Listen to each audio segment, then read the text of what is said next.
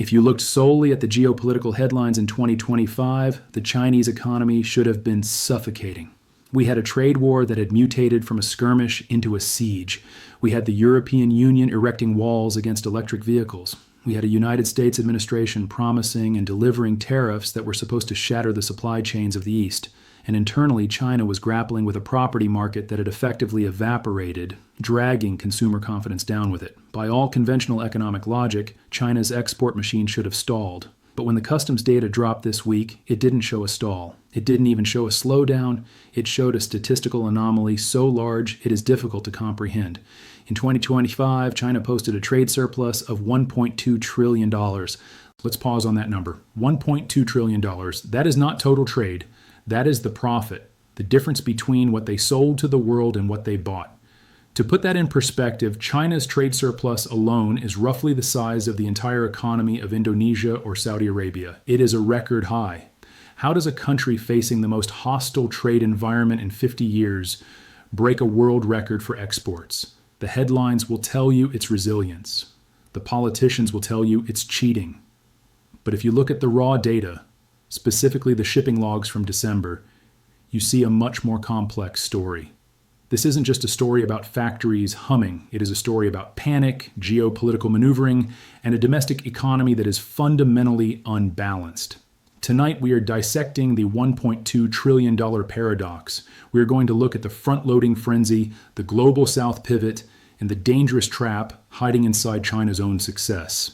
To understand this record-breaking year, you have to look at how it ended. The data from December 2025 is startling. Exports jumped nearly 7% compared to the year before.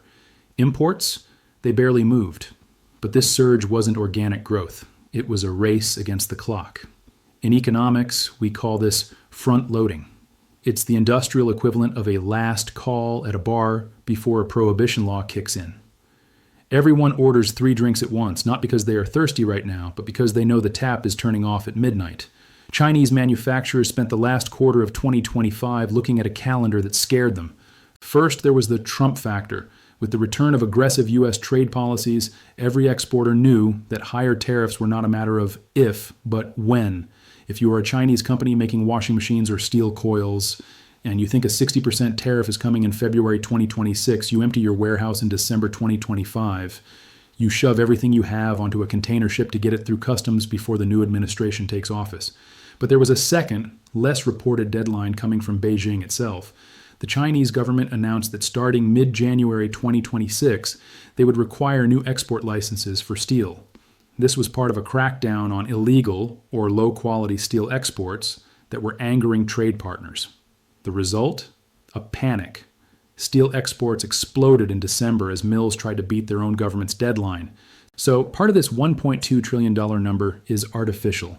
It's a sugar high, borrowing growth from 2026 and stuffing it into 2025. And just like a sugar high, a crash usually follows. We are likely to see a significant dip in Q1 2026 as those warehouses sit empty and the new tariffs bite. But front-loading is only the tactical explanation. It explains the timing, but it doesn't explain the volume. For that, we have to look at the map. If you only watched U.S. financial news, you would think the trade war was working perfectly, and in isolation, it was. Chinese exports to the United States collapsed in late 2025. Shipments dropped roughly 20% year-on-year in December. If the U.S. were China's only customer, Beijing would be in a recession. But the global economy operates like a hydraulic system. If you squeeze the water in one place, it doesn't disappear. It bulges out somewhere else.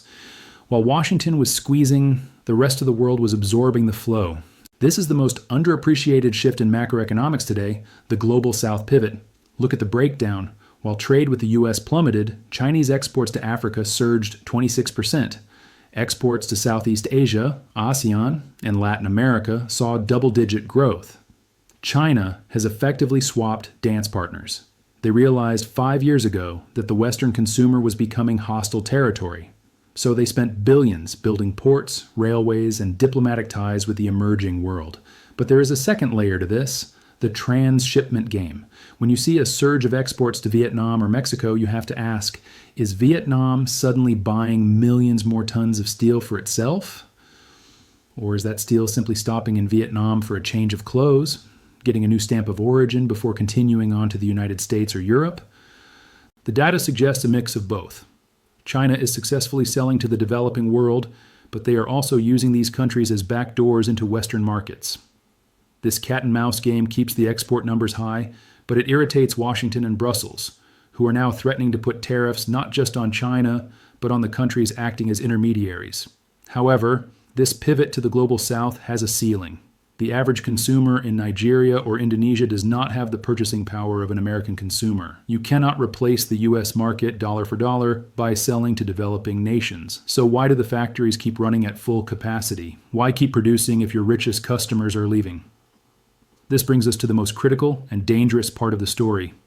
A healthy economy flies on two engines: domestic consumption, your own people buying stuff, and exports, selling stuff to others. Ideally, as a country gets richer, the export engine slows down and the domestic engine takes over. This is what happened in the US and Japan. China is trying to do the reverse. The Chinese domestic engine is sputtering. The property crisis has wiped out the savings of the middle class. Youth unemployment remains stubbornly high. The psychological scar of the last few years has created a nation of savers, not spenders.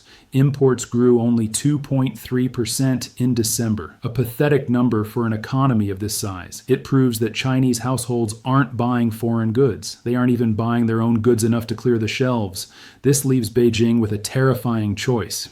If domestic demand is dead, and you let factory production drop to match it, you get mass unemployment. Millions of factory workers lose their jobs. That leads to social instability, which is the one thing the Communist Party fears more than a trade war. So, they have chosen the alternative: supply-side stimulus. They are keeping the factories running at 100% capacity, heavily subsidized by the state to keep people employed. But since the Chinese people aren't buying the products, they must export them. This creates a phenomenon known as exporting deflation. To clear this massive inventory, Chinese companies are slashing prices. They are flooding the global market with EVs, solar panels, steel, and electronics at prices no Western competitor can match.